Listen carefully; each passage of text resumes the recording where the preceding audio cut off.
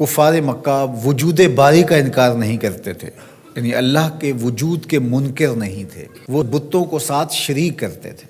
وہ کہتے تھے کہ اللہ موجود ہے، کار ساز حقیقی ہے، لیکن یہ بت بھی اس کے ساتھ کاموں میں شریک ہیں۔ اس وجہ سے وہ مشرک ہوئے۔ اس کی ذات میں یا اس کی صفات میں کسی کو شریک مانا جائے تو بندہ مشرک ہو جاتا ہے، کافر ہو جاتا ہے۔ دوسرا، وہ رسالت کے منکر نہیں تھے، نفس رسالت کے، کہ رسول نہیں ہوا کرتے۔ وہ کہتے رسول ہوا کرتے ہیں، آیا کرتے ہیں، ماضی میں بھی آئے ہیں، اب بھی آ سکتے ہیں، لیکن آپ نہیں ہو۔ تو رسالت کے منکر نہیں تھے، انتساب کے منکر تھے۔ اور تیسری بات، عقیدہ آخرت، اس کا وہ سرے سے انکار کرتے تھے۔ وہ کہتے تھے یہ تو ہو ہی نہیں سکتا کہ جب ہم مر جائیں، مٹی میں مل جائیں تو دوبارہ اٹھائے جائیں۔ تو وہ باس بعد الموت کا بالکل انکار کرتے تھے۔ وہ کہتے یہ تو بات سمجھ میں نہیں آتی، جب ہم مر جائیں گے، جب ہم مٹی میں مل جائیں گے، ہڈیاں ہماری رل جائیں گی، تو دوبارہ کیسے ہمیں زندہ کیا جائے گا، یہ کیسے ہو سکتا ہے۔ نضر بن حارث باقاعدہ کسی قبرستان سے پرانی بوسیدہ سی ہڈی اٹھا لایا اور آقا کریم علیہ السلام کے سامنے آ کے کھڑا ہو گیا، اور اس ہڈی کو توڑتا ہے اور اس کے ریزے زمین پہ گرتے ہیں، اور کہتا کیا ہے، من یحیی العظام، ان ہڈیوں کو کون زندگی دے گا، وہی رمیم، جب یہ اتنی خستہ ہو گئی ہیں، بربری سی ہیں کہ ہاتھ کا لمس بھی گوارا نہیں کرتی اور گر پڑتی ہیں، تو ان ہڈیوں کو دوبارہ زندگی ملے گی۔ اب اس کا جواب سنیے، اللہ اکبر، رب کا کلام تو پھر رب کا کلام ہے۔ کل، اے محبوب فرما دیجئے، یحییھا الذی انشأھا اول مرہ وہو بکل خلق علیم، جب یہ ہڈیاں نہیں تھیں، اب تو ہڈیاں ہیں، اب تو میٹیریل موجود ہے، بکھر گیا ہے، ٹوٹ گیا ہے، جب یہ ہڈیاں بھی نہیں تھیں، اس وقت جس رب نے انسان کو بنایا تھا وہ ہڈیوں کو جوڑ کے بھی بنا لے گا۔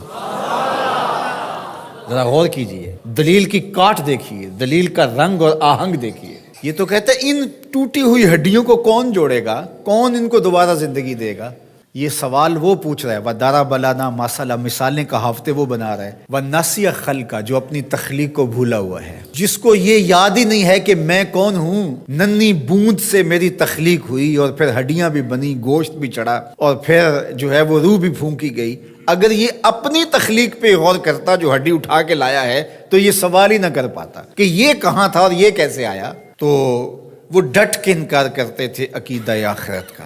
تو یہ شروع سے رہا ہے، لوگ عقیدہ آخرت کا انکار کرتے ہیں۔ آج بھی بہت سارے لوگ عقیدتاً آخرت کا انکار کرتے ہیں، عملاً اور رویتاً بہت سارے لوگ انکار کرتے ہیں۔ جو آخرت کو فراموش کر بیٹھتا ہے اور دنیا کو ہی سب کچھ سمجھتا ہے اور آخرت کی بالکل تیاری نہیں کرتا، وہ بھی آخرت کو فراموش کیے ہوئے ہے۔ اللہ اکبر۔ تو اللہ تعالیٰ جل شانہ نے اپنے پیغمبر کے ذریعے سے اس تیقن کو کس طرح لوگوں کے سامنے پیش کیا۔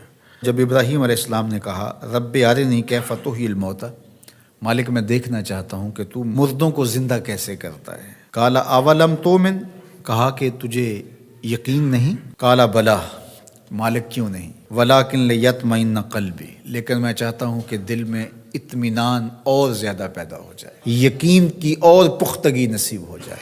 قال فخذ اربعۃ من الطیر، کہا 4 پرندے پکڑ لو، فصرہن الیک، اور ان کو اپنے ساتھ مانوس کر لو، پھر ان کو ذبح کرو، ٹکڑے کرو، گوشت بناؤ، قیمہ کرو، اور مکس کر کے مختلف پہاڑوں پہ ڈال دو۔